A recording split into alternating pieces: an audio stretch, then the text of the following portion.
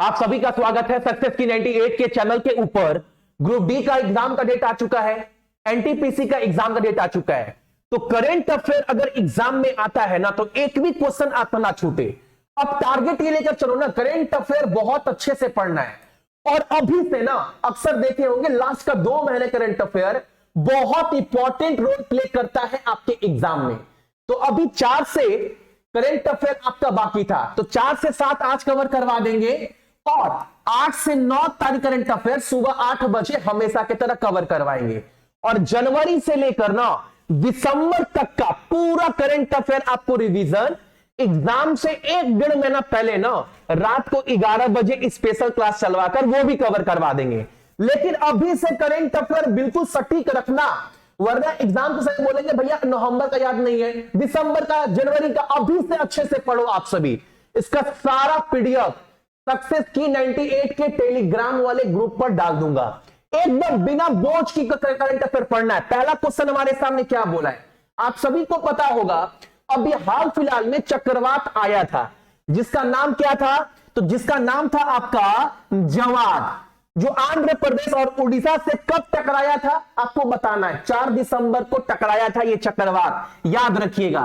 अब एग्जाम में ना आपसे पता है क्या पूछेगा, आपसे पूछेगा ये ना कि जो ये चक्रवात का नाम दिया गया ये किस देश के द्वारा दिया गया। तो आप एकदम याद रखिएगा इस चक्रवात का जो नाम जवाद है ना ये सऊदी अरेबिया के द्वारा दिया गया था नाम। आप बोलो मेरे साथ साथ, जो चक्रवात आया था इस चक्रवात का नाम जो है ना वो सऊदी अरेबिया के द्वारा दिया गया था। ठीक है ना।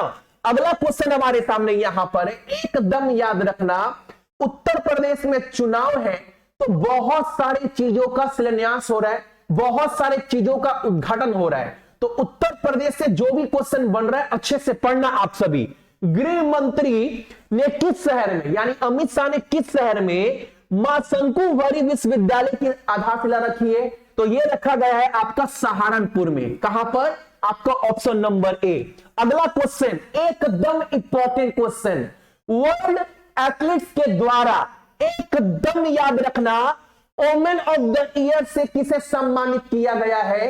तो ओमेन ऑफ द ईयर का जो टैग है ना वो वर्ल्ड एथलीट्स के द्वारा दिया गया है अंजू बेबी जॉर्ज को। एकदम क्वेश्चन याद रखना। अगला क्वेश्चन हमारे सामने देखो बाबू, जो महिला टेनिस संघ है ना उन्होंने बोल दिया है ना कि चाइना में अब कोई टेनिस का प्रतियोगिता नहीं होगा। क्यों नहीं होगा, क्योंकि चाइना की एक खिलाड़ी है जिनका नाम है पेंग शुआई। ये ना देश को लेकर कुछ टिप्पणी करते रहती है, तो देश वाले जो है क्या करते हैं, बोलते हैं कि नहीं देश के बारे में मत बोलो, देश के बारे में ज्ञान मत बांटो वरना आपके ऊपर हमला हो जाएगा, ये हो जाएगा। तो ये ना असुरक्षित महसूस कर रही है चाइना में। तो वर्ल्ड टेनिस जो महासंघ है ना वो बोला है ना जब एक खिलाड़ी अपने देश में सुरक्षित महसूस नहीं कर रही है तो वहां पर टेनिस करवाना संभव नहीं है।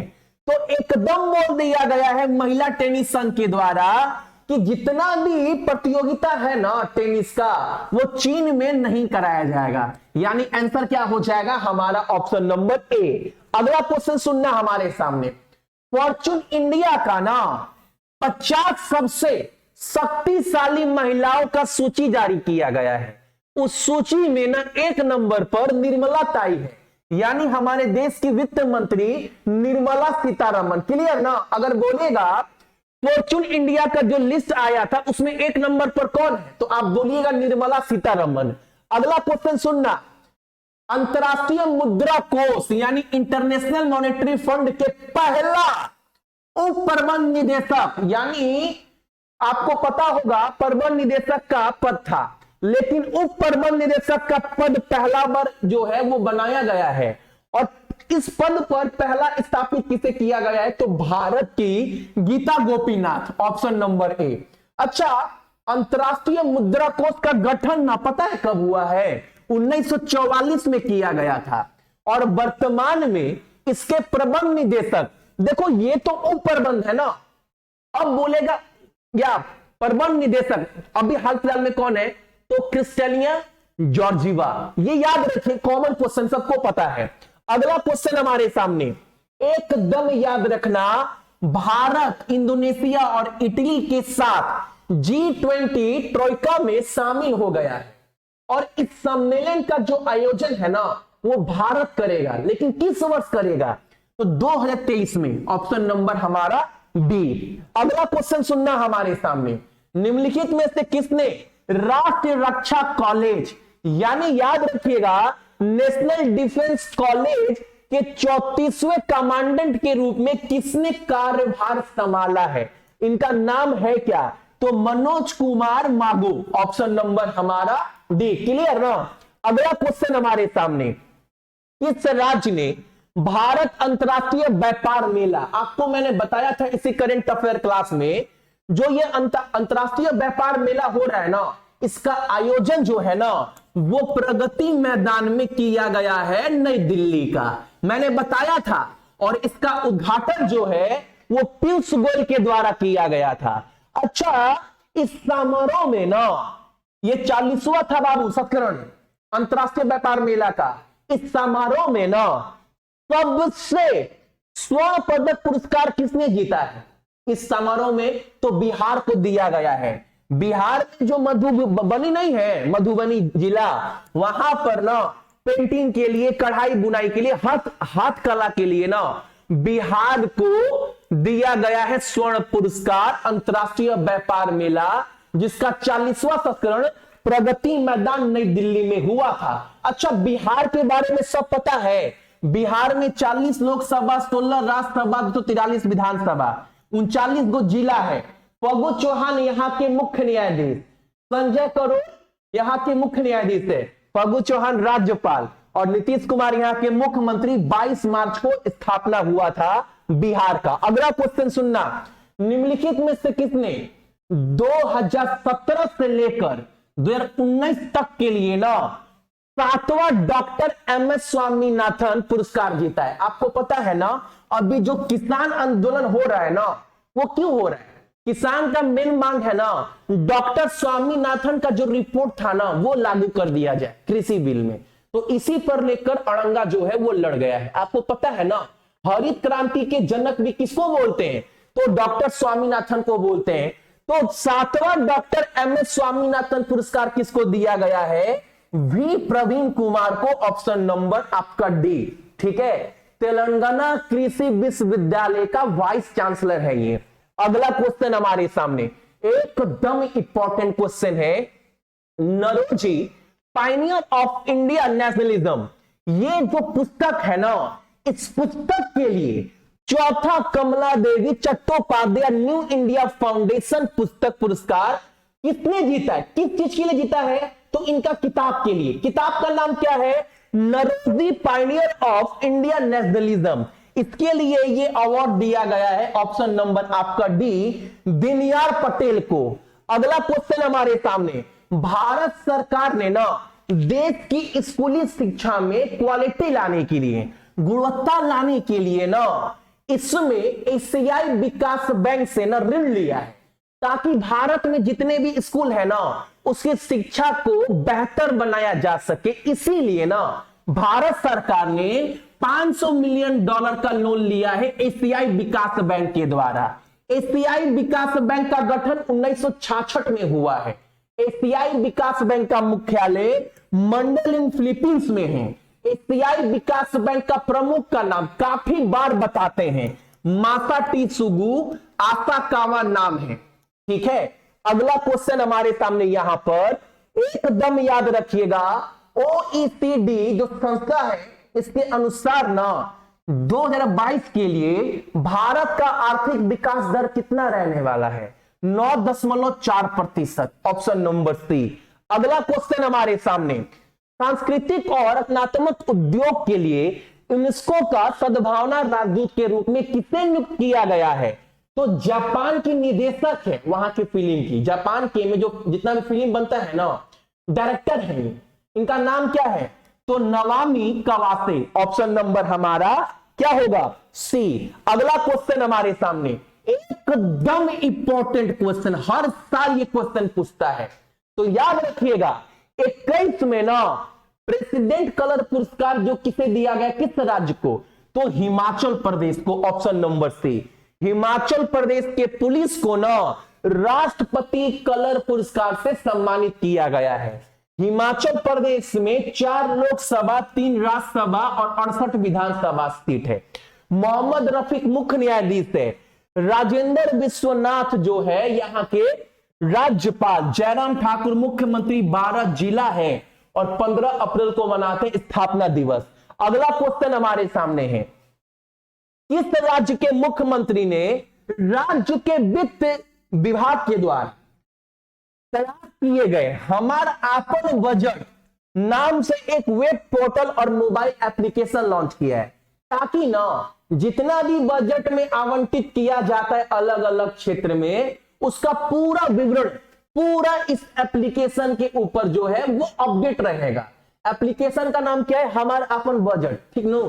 और ये लॉन्च किया गया है झारखंड राज्य सरकार के द्वारा। ऑप्शन नंबर बी, झारखंड के बारे में पता होगा, 14 गो यहां पर लोकसभा सीट है, 6 गो राज्यसभा, 81 गो विधानसभा सीट है। रवि रंजन यहां के मुख्य न्यायाधीश है। हेमंत सोरेन यहां के मुख्यमंत्री। रमेश बैस राज्यपाल। 24 जिला और 15 नवंबर को मनाते स्थापना दिवस। अगला क्वेश्चन हमारे सामने, दूरदर्शन केंद्र का अर्थ स्टेशन का उद्घाटन निम्नलिखित में से किस शहर में किया गया है? एकदम गोरखपुर में। ऑप्शन नंबर हमारा ए। अगला क्वेश्चन हमारे सामने आपके सामने है, किस बैंक ने ट्रैक्टर और कृषि उपकरण की खरीद के लिए ना किसानों को ऋण वगैरह देने के लिए, अगर किसान को ना कृषि में अगर कोई मदद चाहिए या फिर ट्रैक्टर खरीदना है तो उसका लोन वगैरह ऋण वगैरह देगी। इसके लिए ना बाबू किस बैंक ने भागीदारी किया है? अडानी कैपिटल के साथ। किस कंपनी के साथ? अडानी कैपिटल के साथ। तो स्टेट बैंक ऑफ इंडिया ने, यानी एसबीआई। ऑप्शन नंबर हमारा बी। अगला क्वेश्चन हमारे सामने, चिंते इनको, संबित पात्रा सभी जानते होंगे। बोला है ना भारत पर्यटन विकास निगम के अध्यक्ष के रूप में किसे नियुक्त किया गया है? संबित पात्रा को। क्या नाम है? ऑप्शन नंबर आपका डी, सभी जानते होंगे। अगला क्वेश्चन हमारे सामने, नेशनल एसेट रिकंस्ट्रक्शन कंपनी का, याद रखिएगा एग्जाम में आपको ज्यादा ना पूरा डिटेल में नहीं पढ़ना है, करंट अफेयर ऐसे पढ़ना है कि बोझ ना बने, ठीक है। नेशनल एसेट रिकंस्ट्रक्शन कंपनी का अध्यक्ष किसे बनाया गया है? तो याद रखिएगा नेशनल एसेट रिकंस्ट्रक्शन कंपनी का जो अध्यक्ष बनाया गया ना, उनका नाम क्या? प्रदीप शाह। ऑप्शन नंबर हमारा ए। अगला क्वेश्चन हमारे सामने, निम्नलिखित में से किसे भारत ऋण समाधान कंपनी का मुख्य कार्यकारी अधिकारी बना दिया गया है? तो क्या नाम है? कमेंट करो आप सभी, क्या लगता है आप सभी को? तो एकदम याद रखिएगा Sanjay Jain. Option number B. अगला क्वेश्चन हमारे सामने क्या बोल रहा है? एकदम इंपॉर्टेंट क्वेश्चन, असम का वैभव 21 का पुरस्कार, असम में ना हर साल ना असम वैभव पुरस्कार दिया जाता है। इस बार ना ये पुरस्कार जो है रतन टाटा को दिया गया है। ऑप्शन नंबर हमारा ए। अगला क्वेश्चन हमारे सामने, विश्व मिट्टी दिवस बोल सकते हो, हर साल 5 दिसंबर को मनाते हैं, और इस बार का विषय क्या है? हिंदी हो अंग्रेजी हो, विषय एक ही रहता है बाबू। ये विषय याद कर लीजिएगा, मैं पीडीएफ में डाल भी दिया हूं, ठीक है। अगला क्वेश्चन हमारे सामने, 50 ईयर ऑफ अरुणाचल प्रदेश उत्सव के ब्रांड एम्बेसडर के रूप में किसे नियुक्त किया गया है? देखो अरुणाचल प्रदेश का जब नाम पड़ा ना, हालांकि गठन तो 1987 में हुआ था इस राज्य का, 1987 में बना है ना अरुणाचल प्रदेश, लेकिन राज्य तो बहुत पहले से था। तो अरुणाचल प्रदेश जब नाम पड़ा ना, तब से 50 साल हो गया है। तो इस अवसर पर इसका उत्सव मनाने के लिए किसे इसका राजदूत बनाया गया पूरे राज्य भर में? तो याद रखिएगा संजू बाबा, यानी ऑप्शन नंबर बी।